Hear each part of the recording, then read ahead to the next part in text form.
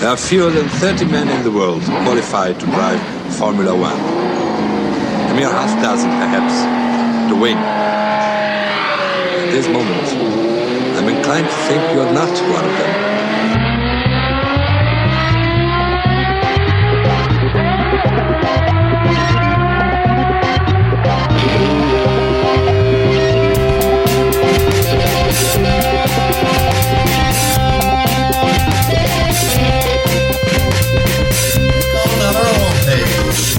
No, you want to. Keep up the good work, and there you have it. There you go. With the qualifying. Welcome to F1Weekly.com. My name is Clark Rogers. I'm the host of the program. I'll be joined by Nasir Hamid, my co-host. This is podcast number 1056, August 12th, 2024, Nasir. Thank you, sir. I say, what will you do for a Klondike bar and $100 million? That is the question from a billionaire to a millionaire. The answer may deliver a max performance. And Department of Justice is knocking on heaven's door. We shall explain gladly. Back to you, sir. Thank you, Nasir. On today's program, Lee Diffie leaving IndyCar for Le NASCAR. Alex Palou to Audi F1? What about Bottas? Michael Schumacher's 2002 Ferrari F2001B up for sale. We're talking about one of the approximately 12 World Championship winning Ferraris. One of only 30 Ferrari Formula One chassis with a Michael Schumacher victory. This is phenomenal stuff going out there, folks, so somebody's going to have a lot of fun. Grand Prix of Rwanda in beautiful downtown Kigali is brilliant. And the host has a new segment called the Walter Cronkite Corner. And this week's interviews, ladies and gentlemen, we've got Scott Mitchell, Lawrence Barretto, and Chase Carey. And yes, indeed, ladies and gentlemen, once again, I do have to remind everyone that yes, we do need your contributions to keep this program on the air. So please click on the Support F1 Weekly tab. You know, you want to. Not much racing, a lot of Olympics, and interesting stuff in Richmond for some people. How you doing? I'm doing very good, sir. Thank you. I hope all is well on the left coast. But here we go again. The 2024 season keeps on giving one surprise after another. The latest hot rumor is, and it's getting hotter day by day, that Adrian Newey has decided to join Aston Martin after John Elkann at Ferrari played a Hall & Oates tune to Newey, and his soft-spoken manager, Mr. Eddie Jordan, can't go for that, no can do, on their demand for $25 million per year.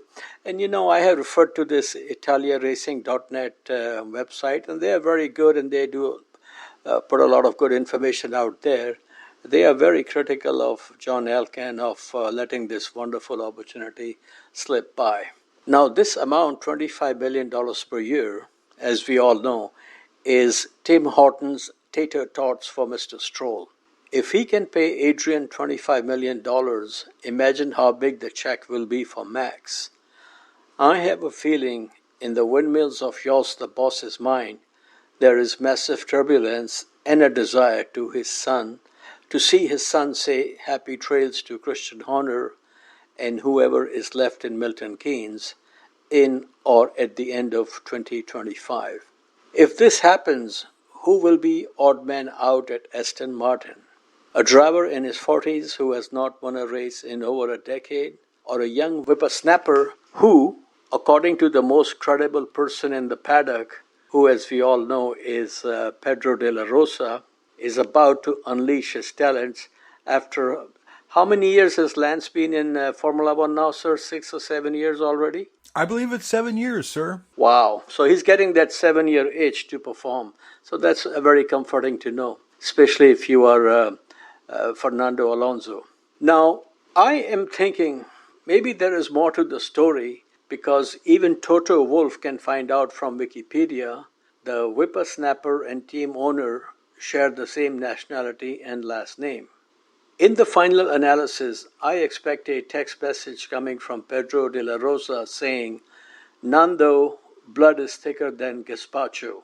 What say you, amigo? Yes, the final curtain has arrived, Nasir. I mean, you know, and I've read some articles about, let's just call them journeyman race car drivers. I mean, do we need term limits, Nasir, to get the young people into the flow of things?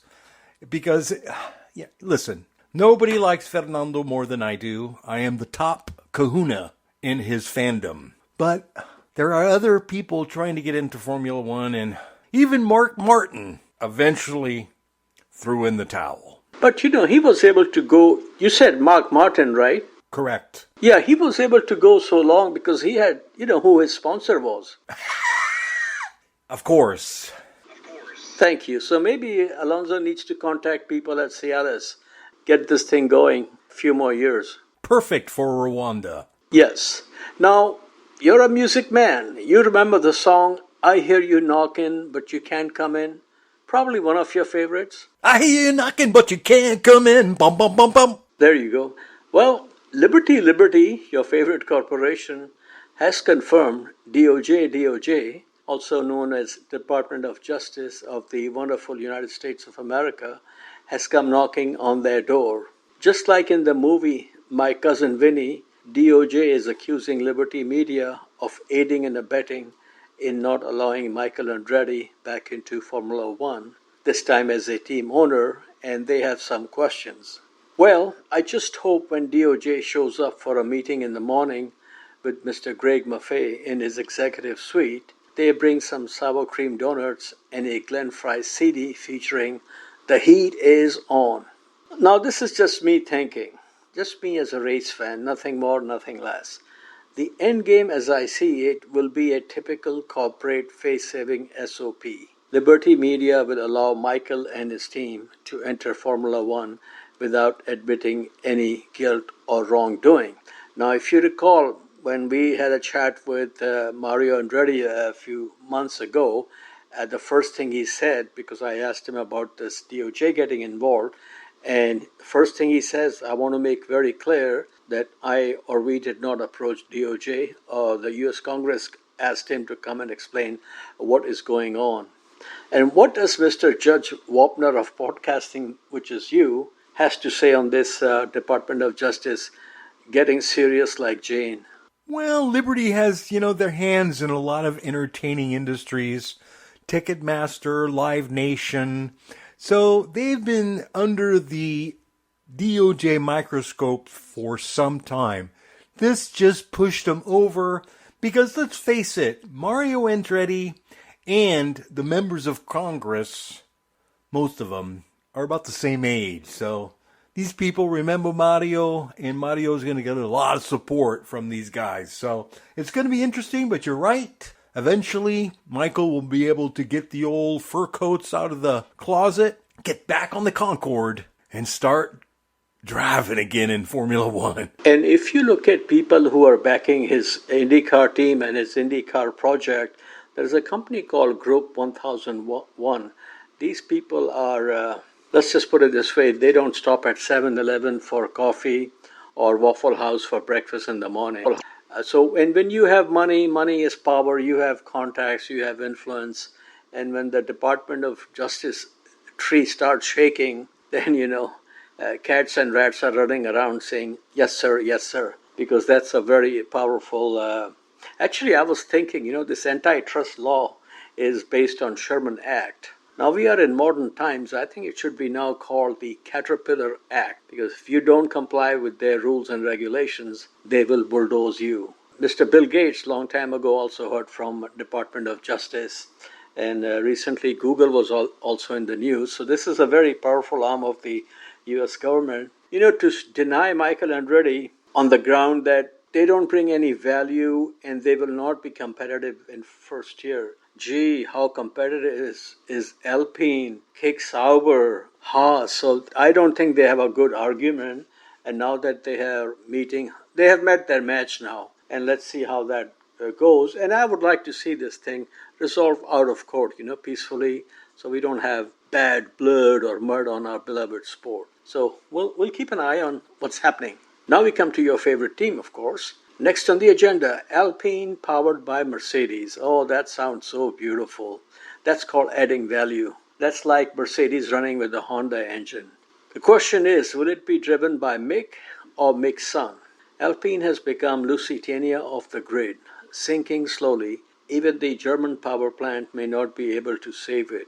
Pierre Gasly is waiting to hear who will be his teammate next season. According to JV, no team is jumping to hire Mick Schumacher, and if they do, it will only be for his last name. And one has to agree with JV on this one.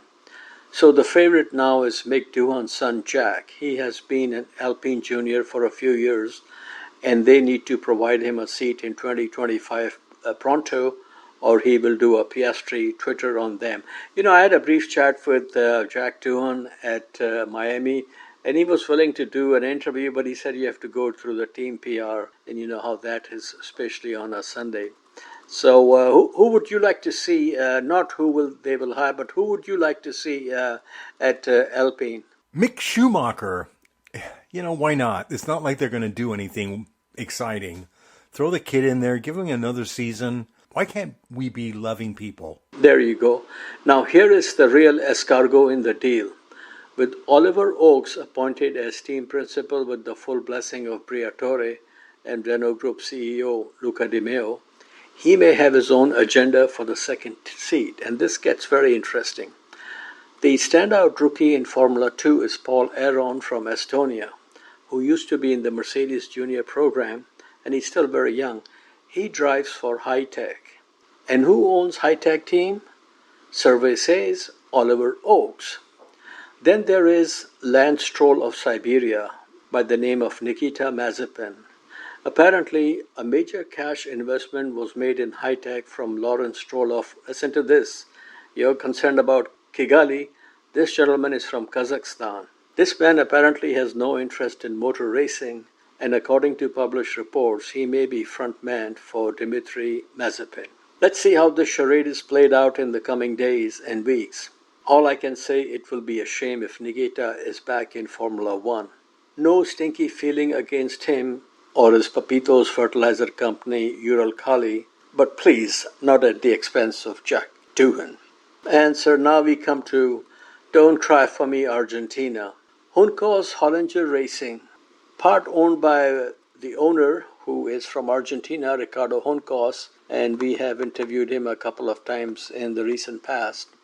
He has released his homeboy, Agustin Canapino, from his contract. In the past 2 seasons, every time Canapino made contact with another driver, including his ex-teammate Callum Ilott, there were nasty comments and death threats from some of Canapino's supporters, and instead of condemning such behavior, his attitude was, this is common behavior among Argentine sports fans and should not be taken seriously. I think he did not realize Laguna Seca, Mid-Ohio, and Elkhart Lake were tracks in the United States of America, not República Argentina. So that's the story on that. And I have to say, maybe Agustin will put it down to live and learn. He was very successful in Argentine 10 tops, but I will be very surprised if another team picks him up to continue him in IndyCar racing, because there are a lot of F1 rejects who are coming here. Some of them have daddies who have very deep pockets, so I don't think it's looking good for him. Another driver who has been released by his team is Alexander Rossi from the Arrows McLaren team, which we already know. But we will keep an eye on his new deal. He was one of the first drivers we ever interviewed. Do you remember talking to him many, many moons ago? Absolutely. We had to keep soft drinks around for these young children. Okay, sir. Shall we bring in Lawrence Barretto now? Yes, he's got a lot to say. You know what? That's a great interview, Nasir. Bring him in. Yes, Lawrence Barretto, sir, used to be an editor for Autosport magazine. obviously very knowledgeable, and I've been reading Autosport from the very early 70s, even before I got hooked on Formula One. We're talking 70, 71. And he worked there, he was editor, and now he works for F1 TV. And if you ever watch on F1 TV, they do a pre-race show. So he's very knowledgeable. And so let's welcome Mr. Lawrence Barretto to the Palatial Studios. Okay, folks, I'm here with Lawrence Barretto. Lawrence, good to meet you again. How are you today? I'm really good, thank you. Thanks. Nice to meet you properly. Major upheaval in Formula One going on. First, Lewis going to Ferrari. Was that a surprise, and is it good for him? What say you? I don't think it was a surprise that he went to Ferrari, because I think Ferrari have been chasing him for a long time, but I think the timing of the decision or the announcement was a surprise. I think it's a great opportunity for Lewis to go and finish his career very strongly towards the end, to go for that 8th title. I think to win it with Ferrari would be something pretty special. I think it's great for Ferrari because they get a big name kind of in that seat, and then they've got that super lineup with Charles Leclerc and Lewis Hamilton. So yeah, I think all round, including for Formula One, it's a great idea. Speaking of 8th title, which I would love to see him get, the question is, will he get title number 8 in a red car before his buddy Alonso gets title number 3 in a green car? That is a very good question. I imagine, just based on the current trends, if either of them were to win the title, based on current performance, you would have thought the Ferrari is probably in better shape to win a title before the Aston Martin. But then the Aston Martin is improving dramatically, quickly. I think Fernando, to start with, probably just wants to get that 33rd win under his belt, and then he'll start thinking about another title. Now, Lewis and Charles Leclerc at Ferrari, will it be like Senna and Prost, or Alonso and Hamilton at McLaren 2007? What we call cage rattling. Yeah, I honestly don't think that Charles and Lewis will fall out, or there is the potential for them to fall out in the way that Fernando and Lewis did at McLaren. But I do think it is a very intriguing lineup, because they're two very big personalities. Charles has obviously been in the Ferrari family for a long time. Lewis is coming in with all of these accolades. So I think there is the potential for some fireworks. But at the minute, in the early days, I think they're going to get on very well, actually, because at the moment they've just got to take the team to the front of the grid. Until they get there, then I think everything will be pretty sweet. Firework at Red Bull is out of control. Adrian Newey leaving. Did that come as a surprise, and where do you think he's headed? I think it came as a surprise, the timing of it, again, similar to the Lewis and Ferrari announcement. I think that Adrian's been at Red Bull for a long time. I think it makes sense that at some point you want to try a different project, and he's 65 years old, so he's probably got one massive project left in him, Ferrari, to win with them. He said many times before that he would like to work with Lewis. He said many times before he'd like to work with Ferrari. So I'm not surprised that he is exploring other options. You know, Aston Martin understood to have offered him a deal. Lots of teams, including Williams, have talked to him as well. So I think there's a big chase for him on, and he's kind of got all the options available to him. Now, in 2025 he'll be gone, and Honda will be saying sayonara to Red Bull. Do you think we will see Max at Red Bull in 2026? At the moment, I think Max is pondering what he wants to do. He's obviously got this contract until the end of 2028. I think he's trying to weigh up whether or not he wants to stay. He wants a really nice environment to work in. He wants to believe the people that work there. And at the minute, I think he honestly hasn't made up his mind. I think that's the truth. Will he be there in 2026? I think we're going to have to wait and see. Okay, we have 3 races in the United States. Would you like to see a 4th? And where? I think 4 races on a calendar would be too many. I think in one country. I think 3 is the perfect number. I think there is a massive audience in America, and I think it's great that we go to 3 different places spread across very different states. So I think that's good. To have a 4th might be a little bit too much, especially when there are so many other countries lining up to get a Grand Prix on the calendar. Now, young English driver Ollie Behrman made a fantastic debut in Saudi Arabia. How do you think he will do against Kimi Antonelli if both are racing in Formula One next year? Well, it all depends on the package, doesn't it, really? I think that if Ollie, depending on where Ollie ends up, I think he did such a good job at Ferrari. I think he proved, not only to himself, but to Ferrari and the rest of Formula One, that he has got the talent to succeed here.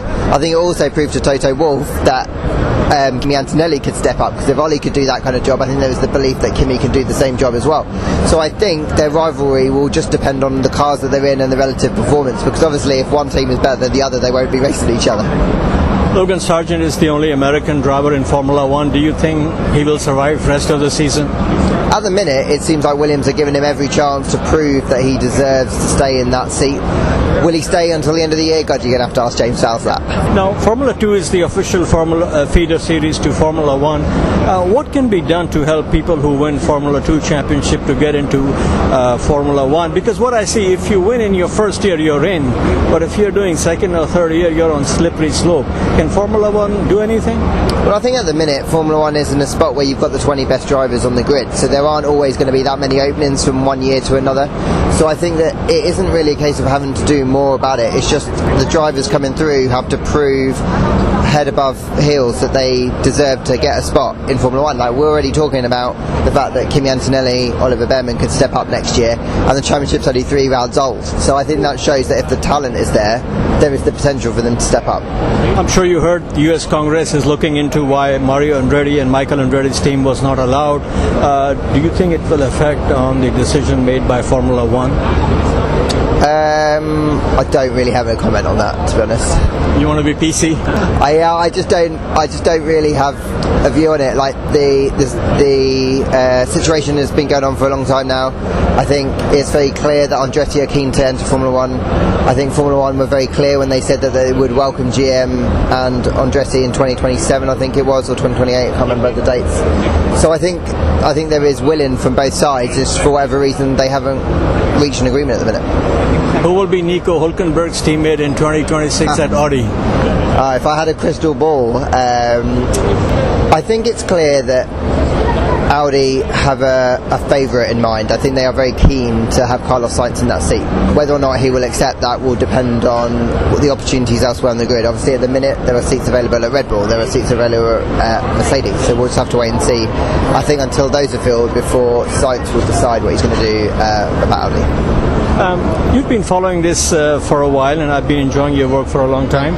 First question I have for you, in the time you've been following Formula 1, if you were team owners and you could pick 2 drivers at their peak, who would be those 2 drivers? That's a very good question. I think I would always put Michael Schumacher in first and foremost, because I think not only what he could deliver in terms of pure speed on track, but it was what he did behind the scenes, how he got a team working together, how he pushed all of the boundaries from the level of fitness to the way that the relationships were, to the communication, to the quality of the facility.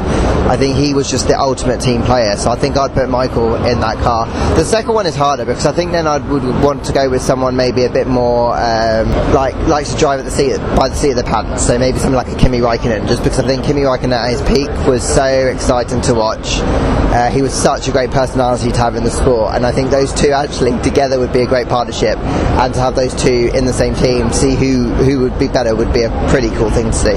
Yeah, one serious and one I could care less. So that's a great combo. Finally, I greatly appreciate your time. Can you tell us a little bit about yourself, how you got interested in racing and how you came through the system? Yeah, of course. So my dad was really interested in Formula 1 when I was younger, so we watched it on telly a lot. The first Grand Prix I watched was the 94 Australian Grand Prix, obviously when Damon Hill and Michael Schumacher crashed. And I just was fascinated by racing, so he took me to a lot of local racing, British saloon car racing, that kind of thing.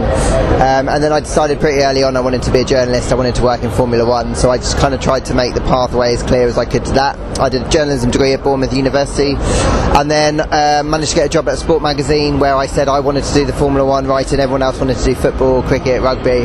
Had the opportunities there, managed to interview Lewis within my first year, Jensen, Valentino Rossi, Michael Schumacher, and it kind of just led from there. I kind of ended up working at Autosport, which is obviously a massive name in motorsport publishing in the world. Worked for the BBC, and that was always a dream of mine, and got to do a bit of Formula 1 there as well. And then I had the opportunity to come to Formula 1, the commercial rights holder, at a time when they were looking to build their digital product, and that was the opportunity for me to move from writing into TV, into interviewing, into getting more kind of stories out of the drivers, and that's really what I wanted to do. I want to go and tell the stories. I like people, and I wanted to do a job that didn't really feel like a job. No, you're doing a great job, and I enjoy your work very much. Thank you so much. Thank you very much. Lawrence, thanks for joining F1Weekly.com. Nasir? Okay, sir. Now we're going to continue with Motorsports Mantra and your favorite race that is coming up soon, hopefully.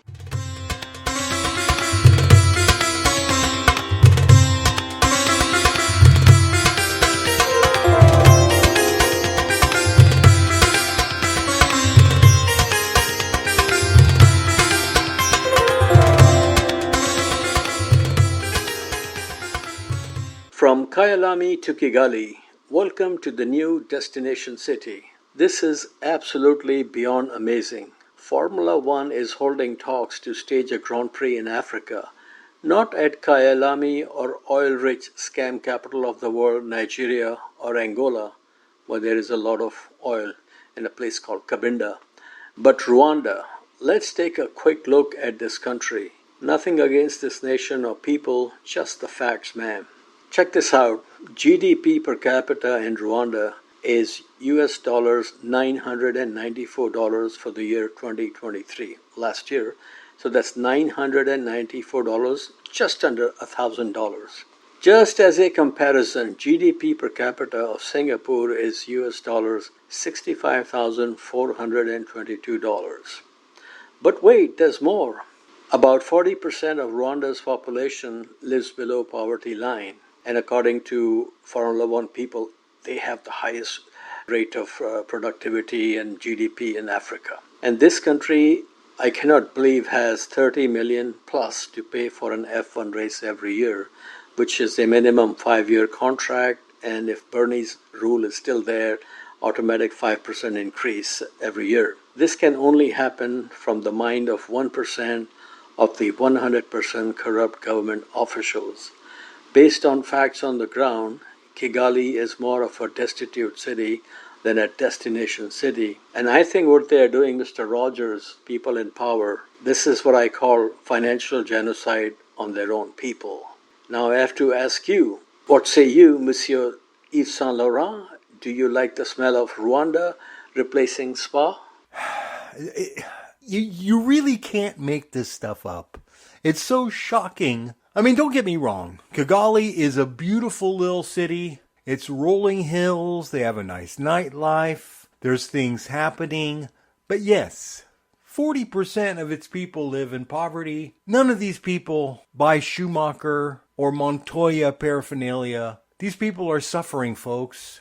And just because some guy in the Rwanda Auto Club has a few connections, who's going to build the infrastructure?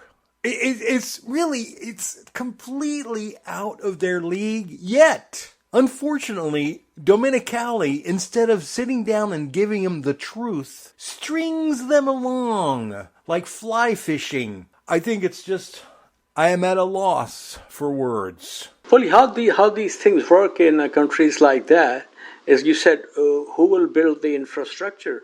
Oh, it could be Prime Minister's brother-in-law who will start a company after giving up his job in some other industry. And that's how these things happen. Look what happened in China. The guy who brought the Grand Prix, he went to jail. Same thing happened in Vietnam. And I think a similar case is going on in Singapore also against the guy who was involved in bringing the Grand Prix there. But to do this kind of stuff in these countries is just very, very shameful. So you and I are at least in agreement on this issue, if not on Alonso. Absolutely. This is just over the top. And let's think about the poor people. Why don't we do this? Let's get rid of a Grand Prix and give $30 million to the poor people of Kigali. Yeah, exactly. Okay, sir. So now we're going to move on. And now we present our Rod Stewart segment. First skirt is the deepest. Today we look at first Grand Prix winner from each nation. The first Grand Prix, which was held at Silverstone in 1950, it was won by a paisan from Italy, Nino Farina. He went on to become Formula One's first world champion at the season finale in Parco Monza. The second nation to have success in Formula One was Argentina, when the maestro, Juan Manuel Fangio, took his first Grand Prix victory in the streets of Monte Carlo, which was round 2 of the 1950 championship.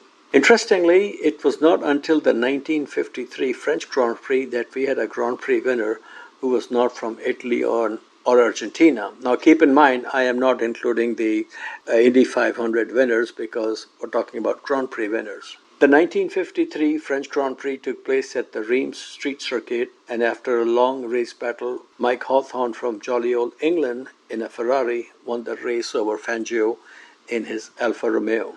York Shangri-La, France was the next nation to have a winner when Maurice Trintignant won the 1955 Monaco Grand Prix in a Ferrari. In his career, he won only 2 Formula One races, and both of them were in Monaco.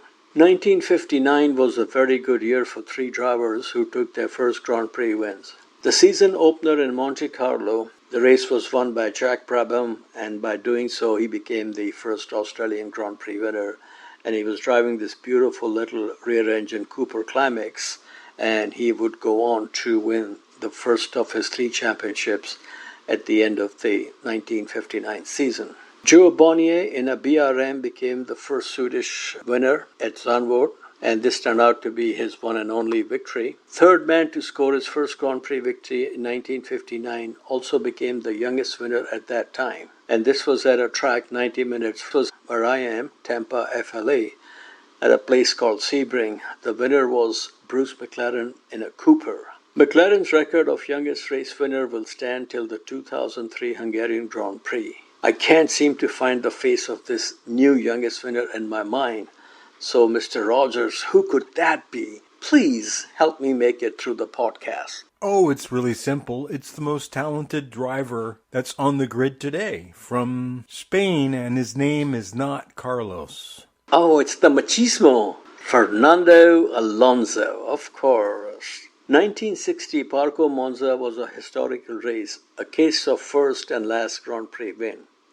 It was the first Grand Prix win for an American driver, and that was Phil Hill from Sheryl Crow's favorite city, When the Sun Comes Up on Santa Monica Boulevard. And have you ever been to Santa Monica, sir?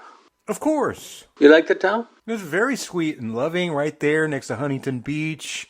Beautiful little houses built in the 30s. Nice little community. Yeah, at one time it was a big aircraft manufacturing hub. It was we're talking the 1960 Italian Grand Prix. It was the final Formula One success for a car with an engine in front, in this case a red-hot Ferrari from Maranello. 1961 at Zandvoort, it was Deutschland and Wolfgang von Tripp's über alles. Von Trips, whose nickname was Taffy, also won the British Grand Prix that season at Aintree and was sadly killed along with many spectators at Monza after colliding with Jim Clark's Lotus. The final race of the 1961 season was the first ever Grand Prix at Watkins Glen, which after seeing with my own eyes is a very beautiful track in a very beautiful part of the Empire State. And with that, a little shout out and big thanks again to Signor Pasquale for his wonderful guided tour. The race saw first ever win for Lotus and the first ever win for a driver from Scotland. Surprisingly, it was not Jim Clark, but Innes Ireland. Few weeks after winning this race, Ireland was let go from Lotus by Colin Chapman, and Ireland remained very bitter all his life towards Clark, claiming that it was him who pushed him out of the team. Later, Ireland wrote Grand Prix reports for Road and Track magazine, which I used to enjoy a lot back in the day. So did you ever read Road and Track magazine when you were growing up? Of course, sir. Everybody did. I even had a subscription for years and years and years.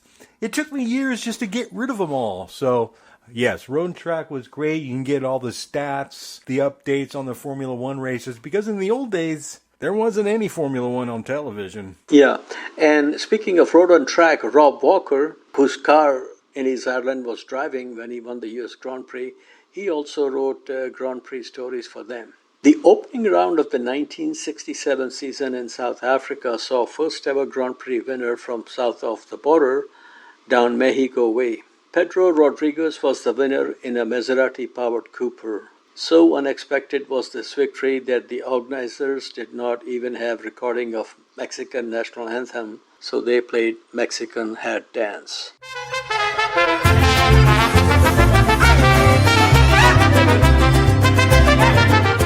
And I remember this English kid, Jake Dennis, who I think is now in Formula E. When he was in Formula 3, he won a race. And he's from England, and they played the French national anthem. So these things do happen now and then. Okay, Belgium was on the schedule in the inaugural season of Formula One in 1950 at the much-loved, of course, Spa-Francorchamps. But the nation of Stella Artois and Sprouts had to wait till the 1968 French Grand Prix in the rain at Rouen to have its first winner, and that was Jackie Ickx in a Ferrari. This was the race in which Joe Schlesser was killed in his air-cooled Honda, which John Surtees had refused to drive because it had a lot of magnesium parts in it. He thought it was unsafe. And interestingly, when Jackie Ickx left Maranello on Ferrari, Enzo's last words to him, "We must only remember the good times," which is a lot more comforting than what Enzo Ferrari told Chris Amon when he was leasing. And he said to him, "I will win a race before you do." Wow, very haunting words. Okay, so now we come to Watkins Glen 1969. Jochen Rindt became the first Austrian winner in Formula One driving a Lotus. Jochen was born in Germany.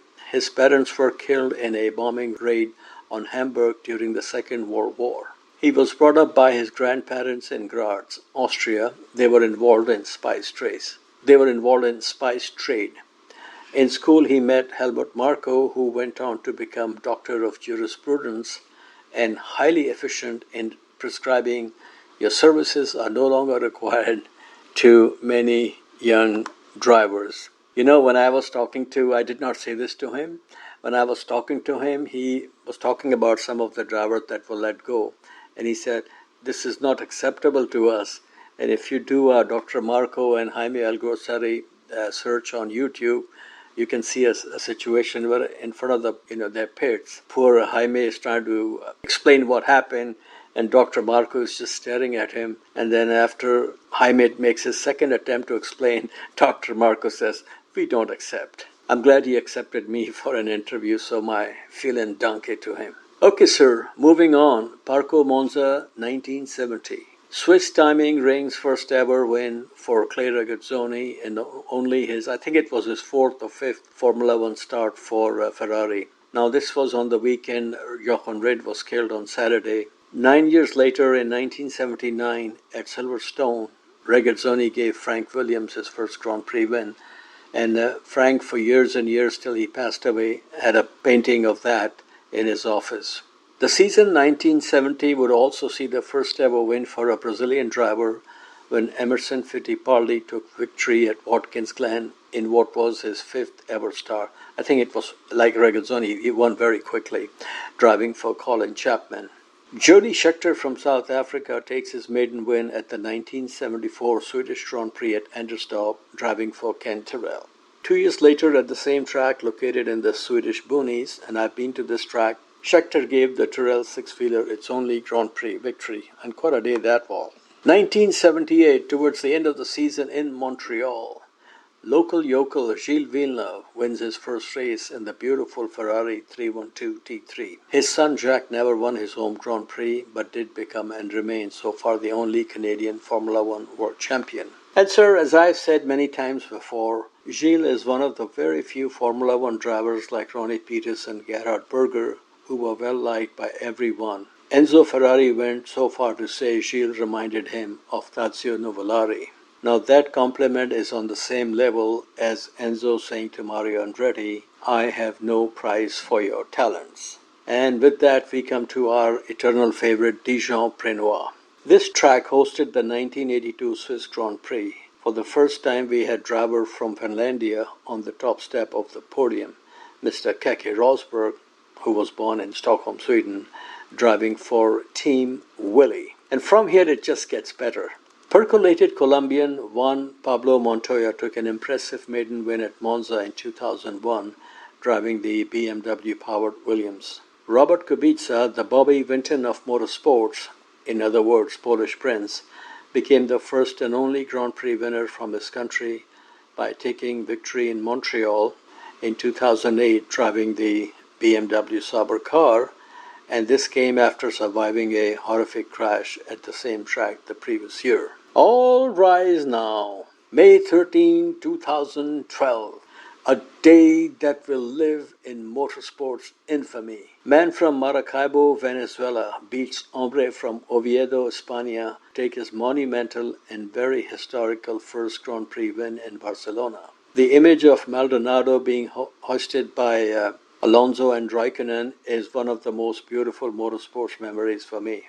Even the president of Venezuela at that time, Senor Hugo Chavez, proudly said, "Our Pastor has won a Grand Prix," and this is quite an achievement for any nation. How did Pastor perform in front of his home crowd in a demo run? He crashed on the first corner of the temporary track. The one-time winner Pastor was crashado other times, and Williams has not won a Grand Prix since that day. And now we come to 2019. Louis Chiron was a very famous Grand Prix driver from Monaco. After his driving days were over, he was the official starter of the Monaco Grand Prix for years and years. And sir, do you remember this book that this English guy, Louis T. Stanley, used to put out, Grand Prix 65, Grand Prix 66? Do you remember those books?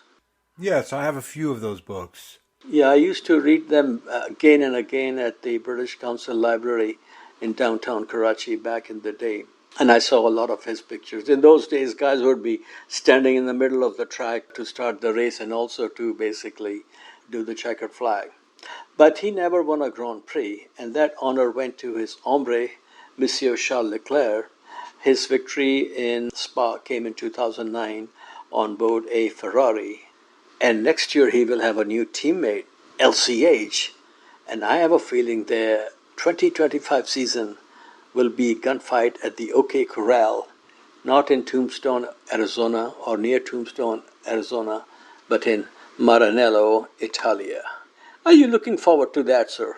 Yeah, I am. The only problem is they'll be more concerned with the underperforming Ferrari while the McLarens and the Mercedes are out front conquering the world. At Ferrari next year, there will be one survival, and time will tell who will be Gloria Gaynor of Maranello. Okay, sir, we have a lot of information here. We've been talking about international races and drivers from this country and that country. I think it's time to invite Miss Rafaela Elger for her segment on part 2 of Boys from Brazil. Shall we do that now? Please. Here's Rafa. Hello listeners, Rafaela here. I am back with part 2 of Grand Prix drivers from Brazil. Like part 1, drivers in today's report raced in Formula 1 for many years, but unfortunately were unable to achieve the ultimate goal, the Formula 1 World Championship. Let's start with Pedro Diniz. He's from São Paulo and took part in 98 Formula 1 races. His career is typical of modern-day motor racer, powered more by pesos than performance. Diniz was a late start in racing, beginning in karting at the age of 18. After competing in Brazilian Formula Ford and South American Formula 3, he arrived in England to take part in the 1991 British Formula 3 Championship with West Surrey Racing, the same team that had taken his fellow Paulista with the yellow helmet to championship success in 1983. He finished 12th at the end of the season and moved to Edinburgh Racing Team for the 1992 season. He again finished 12th in the standings and remained winless after 2 years in the British Formula 3. 2 years in Formula 3000 also did not produce any race wins. With family funding, Diniz arrived in Formula 1 in 1995 with the small Italian team Forte Corsi. He did not score any points and his best finish was 7th in the season finale in Australia, 4 laps behind race winner Damon Hill.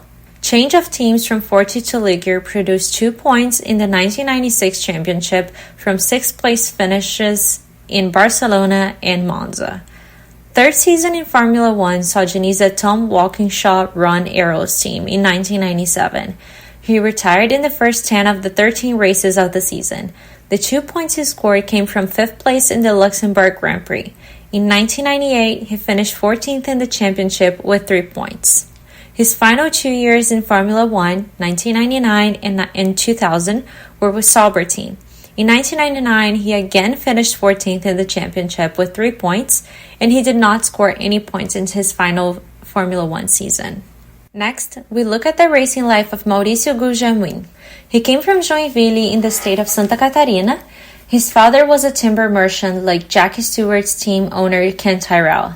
After winning karting and Formula Fiat championships in Brazil, Mauricio moved to England in 1982. He shared an apartment with Senna. His championship success included the 1982 British Formula Ford 1600 and the 1984 European Formula Ford and the 1985 British Formula 3. He also won the prestigious Macau Grand Prix from pole position and also set the fastest lap. He made his Grand Prix debut in home race in Rio in 1988. In 74 Formula One races, his best finish was third place in 1989 at the same track. The same year, he was involved in a spectacular crash at the start of the French Grand Prix at Paul Ricard. He would restart the red flag race and amazingly set the fastest lap. In life after Formula One, Gu Xiaoming raced in the United States. He was sixth in the 1995 Indy 500 and won the 1997 Vancouver IndyCar race. He retired from racing at the end of 2001 season following the death of his young son Giuliano. Next, the superb sub, Roberto Moreno. His nickname is Pupu. He's from Brasilia, capital city of Brazil. As a young boy, he went to a local motorbike shop and met a teenager who was working there. His name was Nelson Piquet. The two became and remain to this day good friends. Sadly, both share a common dislike of Senna. Moreno from his karting days and Piquet from his F1 days. His claim to fame before reaching Formula One including winning the 1980 British Formula Ford Championship and the famous Formula Ford Festival at Brands Hatch, the 1982 Macau Grand Prix, and the 1988 Formula 3000 Championship. He made his Formula One debut in the 1987 Japanese Grand Prix. In 42 Formula One races, Moreno's day of days came in 1990 Japanese Grand Prix at Suzuka when he shared the podium in second place with his race-winning Benetton teammate and friend Piquet. This was his only podium in Formula One, and his only fastest was recorded at Spa in 1991. In 7 years in Formula One, he drove for 9 teams. Pupu was pushed out of Benetton by Briatore to bring in Michael Schumacher. In life after Formula One, Moreno had a winning career in American Indy car racing. Next, a famous racing family name, Fittipaldi. Christian Fittipaldi was the son of Wilson and nephew of the first Brazilian world champion Emerson Fittipaldi. Christian made his Formula One debut in the 1992 South African Grand Prix at Kyalami with Minardi. In 40 F1 appearances, his best finish was fourth to 3 occasions. 1993 South Africa, 1994 Pacific GP at Ida, Japan, and Germany. His most dramatic moment in Formula One came on the final lap at Monza in 1993 on the run to the checkered flag. His Minardi was launched in the air at very high speed after running into the back of his teammates Pierluigi Martini's car. Fortunately, Fittipaldi's car landed on the wheels, crossed the finish line. The driver was unhurt. In IndyCar racing, Fittipaldi had 2 wins, at Road America, Wisconsin in 1999 and the 2000 Marlboro 500 at Fontana, California. He also enjoyed a successful sports car career in the United States, winning the famous Daytona 24-hour race 3 times. Felipe Nasir, an amazing rise in junior series, which saw the teenage boy from Brasilia of Lebanese heritage win 2 championships in his first 3 years of racing in Europe. He only did 2 races in Brazil in the South American Formula BMW Series. These were support races at the famous 2008 season finale in São Paulo. In 2009, Felipe raced in the European Formula BMW Championship and destroyed the competition. It was around this time that he signed a management contract with Steven Robertson. His only other client was Kimi Räikkönen. In 2011, Felipe won the British Formula 3 after a strong challenge in the second half from Kevin Magnussen. Hopes were very high to become a junior driver with a top team, but 3 years in GP2 with no championship derailed that dream. With sponsorship from Banco do Brasil, he secured a seat at Sauber. Felipe made headlines around the world when he scored the best ever finish on debut for a Brazilian driver in Formula One history. He did 39 races in his 2 years at Sauber. In life after Formula One, he has enjoyed a successful career in sports car racing. In January of this year, he won the Daytona 24-hour race as a factory Porsche driver with Penske Racing. Next, Nelson Piquet Jr. Like Nico Rosberg, a child of world champion driver. Both went to the same school in Monaco. Nelson was Brazilian Formula 3 champion and raced in GP2 for his father's team. He was impressive in his second season of GP2, but had to face Lewis Hamilton in 2006, who won the championship. Nelsinho was managed by Briatore, which meant a free ride to Renault Formula One team, also managed by Briatore. This would turn out to be very costly. Nelsinho took part in 28 Formula One races. His best performance was in the 2008 European Grand Prix. Spilling the beans on Briatore made Nelsinho a pariah in the Piranha pool that is Formula One. He crossed the pond and joined the murky waters of Nasir Nation. Other honorable names are Ricardo Rosset, Tarso Marques, Raul Boesio, and Luciano Burti. But this is a conversation for another time. Thank you so much for listening. Okay, Nas, keep up the good work. Thank you, Rafa. We'll be back after the Walter Cronkite Corner. The GPDA say Spa is out. At a GPDA meeting in Paris, President Joe Bonnier said that it was certain the Formula One Belgian Grand Prix would never again be held on the Spa-Francorchamps circuit. The race would probably be run at Zolder. As to the Nürburgring, the owners of the circuit had undertaken to make the 108 modifications requested by the GPDA in the course of the next 2 years. Joe Bonnier said the GPDA are often criticized for its interest in safety, but few people seem to understand it was concerning not only with the safety of the drivers, but also the safety of spectators, marshals, journalists, and photographers. Speaking of the resignation of Jackie Ickx from the GPDA, Joe Bonnier said that while it was to be regretted, most drivers were men of strong personality and could not be expected to agree with GPDA's policy all the time. In spite of its imperfections, the GPDA had succeeded in making the views of the drivers heard at a time when they were not being listened to. The Von Trips Memorial Trophy for the promising new Grand Prix driver was awarded to Clay Regazzoni, and the GPDA Organizers Trophy was awarded jointly to Germany for the Grand Prix at Hockenheim and to the USA for the Grand Prix at Watkins Glen. The RAC's British Grand Prix at Brands Hatch came bottom of the list, even below the Mexican Grand Prix. And that's the way it was. December 1970. Back to you, Nasir. Hi, I'm Nick Heidfeld, and you're listening to F1 Weekly. Welcome back to F1Weekly.com. Clark Rogers here, your host. And now, as we spin the globe and go around the world with Motorsports Mondial, with the king, the Sultan himself, Nasir Hamid. Thank you, sir. Okay, sir, now we're going to go and talk to more people. And here is a conversation with Scott Mitchell, Mom.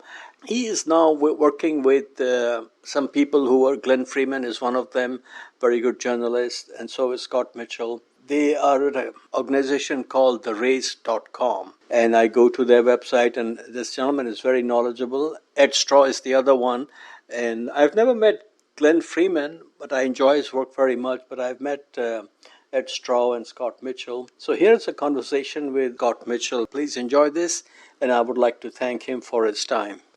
Folks, I'm here with Scott Mitchell, Mom. Scott, I enjoy your work very much. Good to meet you. How are you today? I'm good, thank you. Yeah. It's always quite a spectacle when we come here for any of the American F1 races, but I think they all have something slightly different to offer, and I quite like the vibe. It's a bit too hot for me. 3 American races. Which one is your favorite? All round Austin. I do really like Austin. Partly because I think it was the first American race I went to, so it was my first proper experience of like a US Grand Prix. I've got one of my best friends lives in Austin as well, so I have a bit of an emotional attachment because I get to see him. This is the only time of the year I get to see him. But I have to say, after the changes that they made to this race between years 1 and 2, I enjoyed this event a lot more. And I was pleasantly surprised by Vegas last year. I was a bit worried about that race, but the sense of the spectacle and the location won me over, and the race was pretty good as well. So it's a good trio. It's a good trio of races, I think. Yeah. Did you enjoy the $1,200 a night room rate? No, no. There's I think they are among the most expensive. In the end, I think in Vegas we changed we changed hotels. I think like a week before the race because they were so expensive, and then we just found somewhere that was actually like I think we saved hundreds of dollars by changing the week before, and we felt kind of bad, but at the same time we thought, don't charge that much money in the first place. Yeah. Lewis to Ferrari, almost everything leaks out in Ferrari. How did this come out from the left field, basically for all of us? Yeah, we were very surprised. I think it was around this time last year there was first some rumours about it, but those rumours kind of always exist, and there's always some talk about that kind of thing. Every time Lewis is out of contract, there's been a bit of, could he go somewhere else? He's talked about wanting to go to, or liking the idea of racing for Ferrari. So from that side, not hugely surprising that it was a talking point. But I remember when it leaked, I will admit to thinking it was nonsense. I didn't think it was accurate. I assumed it was more sort of fanciful speculation, but that was because the crucial bit of missing information for everybody was that when Mercedes had announced him in, I think it was August or August last year, it was presented almost as a 2-year deal, but then obviously we subsequently found out it was a 1+1, and Lewis had the opportunity to depart, which is why I think if we'd all known that, maybe we'd have taken it a little bit more seriously at the time. But yeah, the way it leaked out over that kind of the few hours in the 24 hours or so before it was official was among the most crazy few hours I can remember. It was just like things were flying everywhere, and trying to stay on top of it was it was a challenge, but it was fun. I think he still has the talent, but do you think at his age he has the fight to get championship number 8? I think so. I think the problem is that over the last sort of 2 and a bit years now, he's only so often had a car capable of fighting for a pole position every now and again, or a front row of the grid, but obviously not really fought for wins. He has had chances to score podiums, and he's taken those chances. But there was one instance recently that made me pretty confident that desire and motivation and fight is still there, and it was the start of the sprint race in China, when Lewis got a great launch, attacked Norris into turn 1, and he didn't force Lando off the track or anything like that, but the way that he attacked that first corner and wanted to take the lead in a sprint race, which I don't really think any of the drivers, they don't care about that to the same extent as they do a Grand Prix, but it was very clear in that moment Lewis saw a chance to lead a race and potentially win a race, even if it was only a sprint, and he went for it. If that desire and fight is there in that circumstance, then if he has a car that is capable of fighting for wins in a championship, I think he's going to give it absolutely 100%. I think he's still so committed to being a Formula 1 driver, and a top Formula 1 driver, that for me the motivation's not in question. We obviously will only get a full answer of that if Ferrari give him a car that's actually capable of doing the job. What keeps my faith in him for Championship 8 or even 9 is the last 4 races of the 2021 season. That was unbelievable. Yeah, he was... so I don't think it's difficult to phrase this correctly, because sometimes it can make it sound like you think Lewis isn't at 100% all the time. But there are moments in races where the body language of Lewis's car changes, where he just goes to another sort of level. So it's not about effort or how much he's trying, it's just kind of what he unlocks from himself and what he's capable of doing when the car and the situation demands it and allows him to perform at that level. And that run at the end of 2021 is, in the time that I've been covering Formula 1 full time, which isn't a particularly impressive time span, but over the last 5 or 6 years I've watched Lewis win lots of races and championships, and that late spell in 2021 was the best I've ever seen him drive. So if he can tap into anything close to that, I see no reason why he couldn't fight for a championship if he had the car. Yeah, totally agree. Adrian Newey to somewhere, how much of his decision you think is based on the ongoing Christian Horner situation? If you listen to Red Bull or Christian Horner, nothing, but I don't buy that. I think the fact that Adrian gave a short interview, I think, to Sky Sports F1 over the course of this weekend, and there was a very telling moment where he drifted ever so slightly off of kind of the message that has been very clear from Red Bull since it was announced. And he talked about, he mentioned in it that he's tired, a little bit tired. He talked about wanting to take some time off and travel and have a bit of a break, that he has no plans set. But he did say that he's had these feelings before, and as events unfolded this year, it came to the fore again. He has effectively admitted that the circumstances of this season have played a part in his decision. So only he knows, truthfully, how much of a factor it was, but it was definitely a factor. There's no doubt in my mind that there were some genuine underlying tensions already, whether that was about Red Bull politics or his the amount of praise and credit that he gets for the performance and the success of recent years. But as this year evolved, I think Zak Brown said he knew he's a man of integrity, and Zak was obviously very clearly pushing a message that it was that drove Newey out. I wouldn't want to say that was the number one reason, or it was 90% of the rationale, but it was very, very clearly a factor. He wasn't happy there, and that was something that helped him realise that he wanted to leave and actually go ahead with, because it's all well and good. It's one thing to want to leave, but it's a big step to then actually do it. So something clearly changed for him to actually go through with it. No, I'm not trying to be a conspiracy theorist here, but no gardening leave for Adrian, which is a good move by his lawyers. But is there more to the story, like he knows something that Christian and Red Bull does not want to come out? Whenever there's any kind of negotiation like this, the strength of your hand obviously depends on how much leverage you have. So there'll be something. There will obviously be something. I think with the way that they've framed it, I think Adrian is going to have almost a year of gardening leave. But it starts effectively now. He's here this weekend. I think there will be probably other races that he turns up at in team gear, and he's finishing the RB17 hypercar project too. So there will be a bit of Red Bull work still to do, but I think he will then be on the sidelines very, very quickly, and then that will be his gardening leave until the first couple of months of next year. So to have secured that when the original contract and the original terms and clauses that existed could have kept him basically hostage at Red Bull until the end of 2026, to have got out of that. And I think a lot of us were genuinely surprised to discover that Eddie Jordan played a key part in that. He's Adrian's close friend and manager, as it turns out, which genuinely I think hardly anyone seemed to know, and I definitely didn't.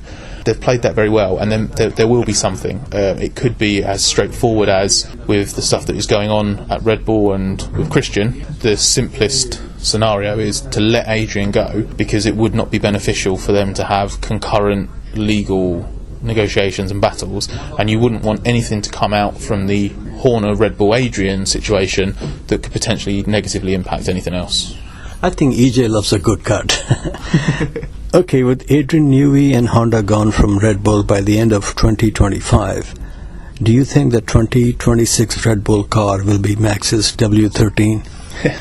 I think the potential for that exists, and I think that is the reason why there is just this constant narrative that he could leave before then. That exists for a reason. I don't think Max is driving it. I think it's a thing that his father Jos is pushing quite hard for. I think if Jos had his way, Max would leave Red Bull and join Mercedes next season in 2025 ahead of 2026, because Jos I think believes that the Mercedes bet for 26 is better than the Red Bull bet.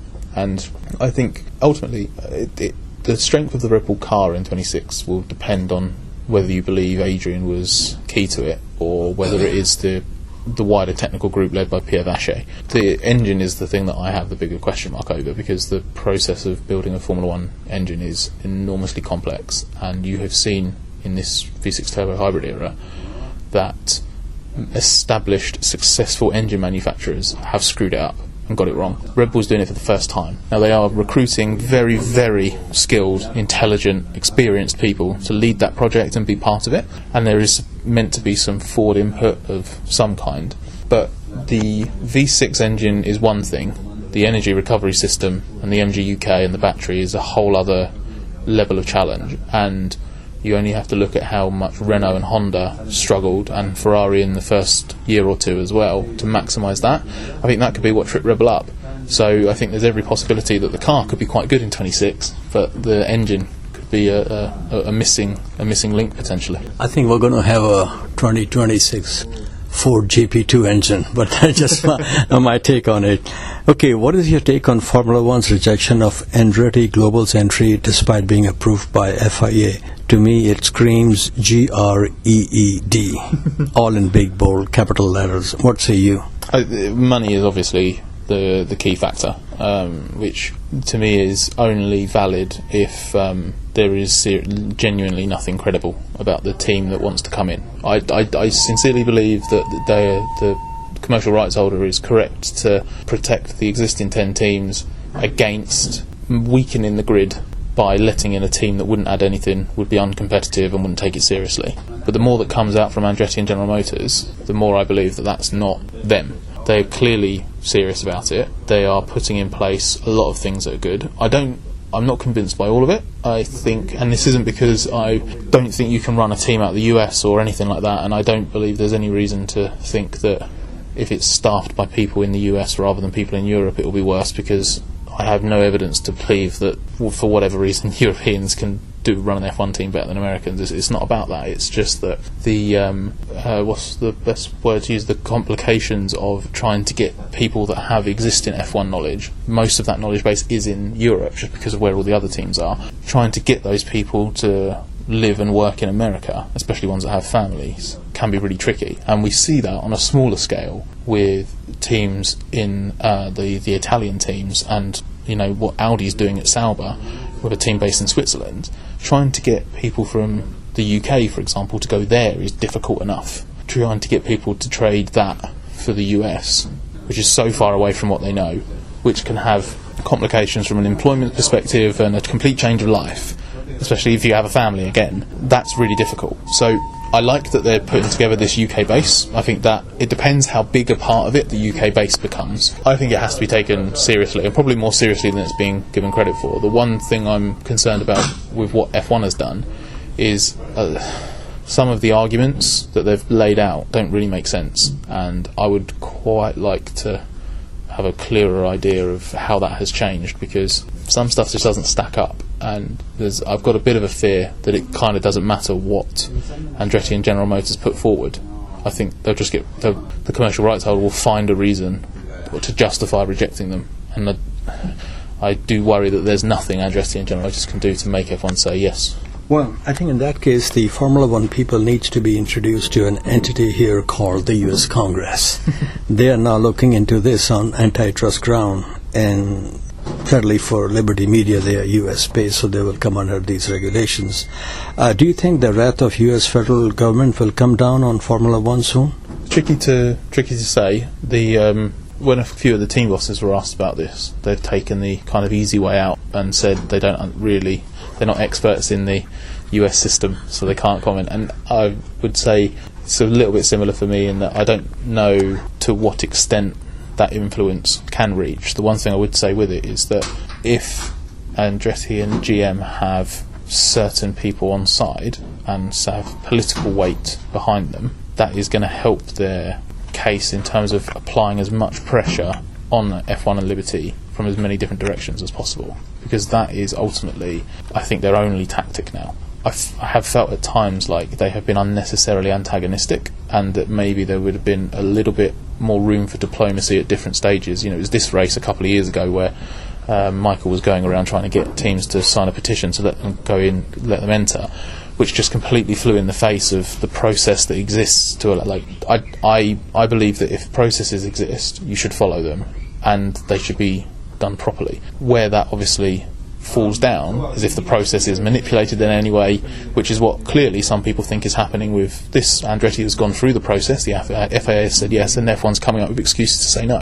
So now I feel like Andretti believes we don't have a choice. That we've done everything right, and they're still saying no. So now we need to find other reasons to kind of hammer the door down. Some political support could be quite important to making that happen. And I was talking to Mario yesterday. He said he wanted to clarify that him and Mike did not approach the U.S. Congress. They approached, asked him to come and explain what's going on here. But you know, the legal system in the U.S. is beautiful. We have more lawyers than 7-Eleven. So it should be a fun fight. Now, I want to ask you a question I once asked many years ago from Matt Bishop. You have, I'm sure, interviewed a lot of drivers, right? So if you can share with us, and no PC required here, who are the good guys and who are the buttheads when you interview them? Okay, I think the best interview, the most enjoyable interview I ever did was a couple of years ago in Singapore. I interviewed Daniel Ricciardo about the struggles he was having at McLaren, and I didn't enjoy it because a lot of it. I didn't enjoy it because Daniel was struggling and all of that. That obviously sucks. But the reason I enjoyed it is because when Daniel's the kind of person who, if you have a decent relationship with him, you know, I would never pretend to be friends with any of the drivers, but I've got a decent relationship with Ricciardo. I think he knows that I don't go out to, you know, stitch drivers up or anything like that. And but by that point, I had written quite a lot in 22 about his struggles and the fact that he could lose his drive and stuff like this. So if he wanted to have a problem with me, he could have used that to have a problem with me. But I think we were scheduled to have like a 15-minute interview, and we spoke for about 35 minutes. He went into incredibly open detail about like the extent of his struggles, what he was dealing with, and how he was trying to work through it, rationalising lots of stuff in the moment, going existential in terms of his F1 career and looking at it. He's amazing. I really enjoy having conversations with him on and off the record. Actually, to be fair, like a lot of the drivers on the grid, even ones that I think have a slightly negative reputation, like sometimes I know I've got people back home in the UK and in Sweden who really don't like Max because they just don't like the way he comes across. They think he's smug, arrogant, or whatever. I've never had a bad conversation with Max, and I've had quite a few chances to interview him over the years, one-to-one, and we've traded stories about karting and what our respective racing dads were like back in the day and stuff like this. So I quite like that.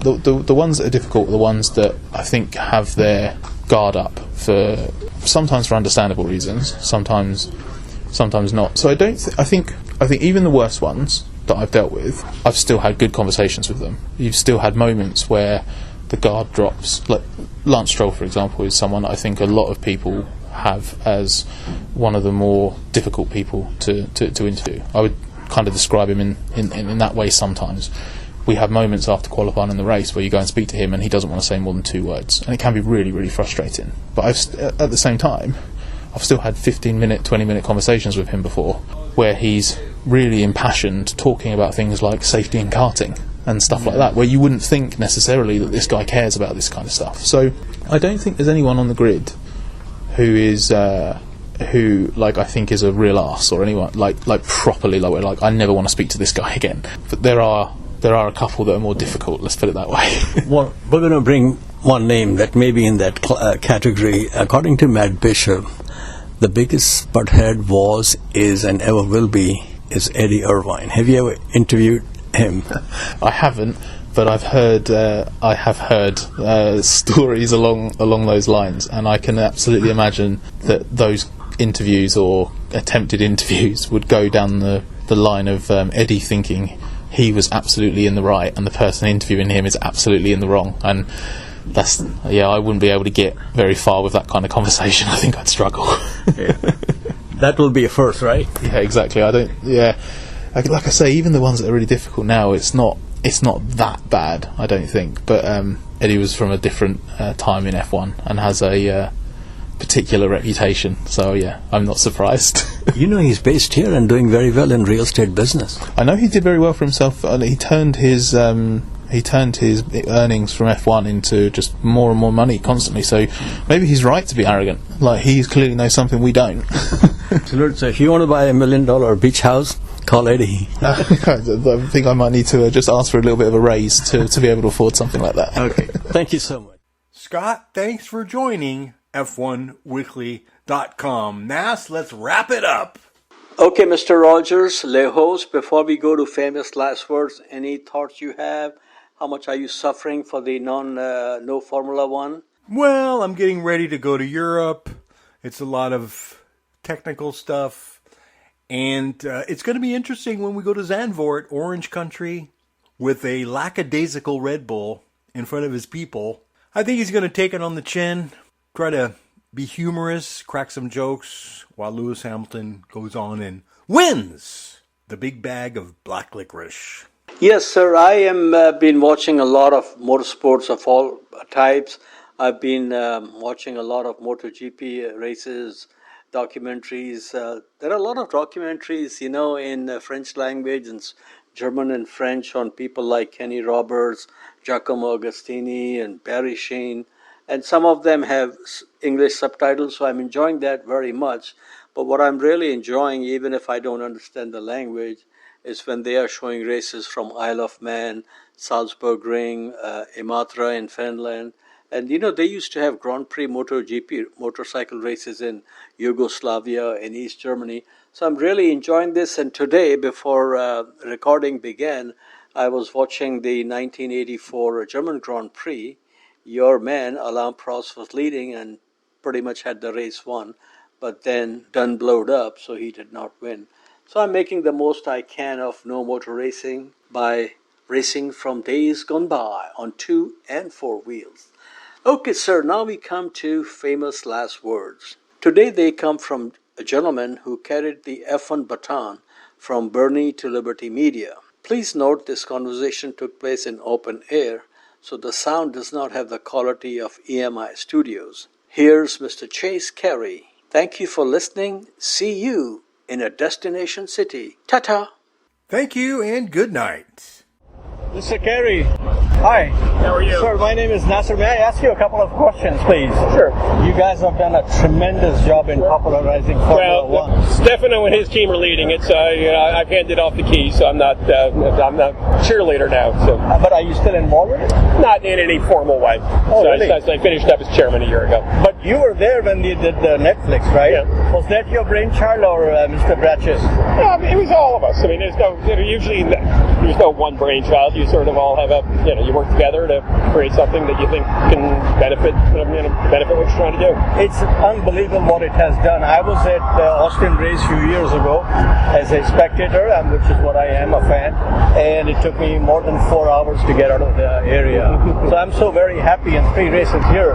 Do you think we're going to see more in the U.S.?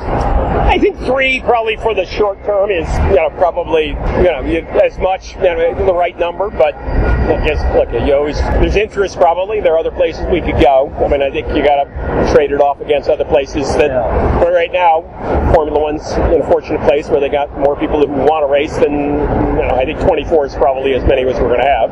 So it's obviously complicated to fit, anytime you want to add one, somebody's got to fall away. So. Well, I hope you don't cut Monza and Spa. No, you can't cut it. I think we've always been clear that, the sport's the historic base of the sport, and sports are based on history, and, Western Europe is the foundation of it, and, there are places that have anchored the sport from its get-go. So, I think those Western European locations are the foundation.